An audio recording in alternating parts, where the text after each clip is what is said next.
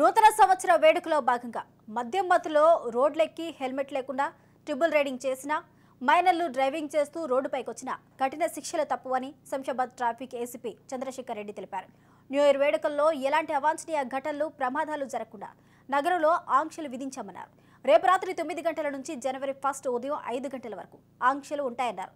శంషాబాద్, పెద్ద గోల్కొండ, చిన్నమ్మ హోటల్ వద్ద తనిఖీలు నిర్వహిస్తామన్నారు. ఇక ప్రజల సామాజిక బాధ్యత వహిస్తే రోడ్డు ప్రమాదాలకు గురికాకుండా ఉండే అవకాశాలు చాలా మెండుగా ఉన్నాయన్నారు. నిషిద్ధం.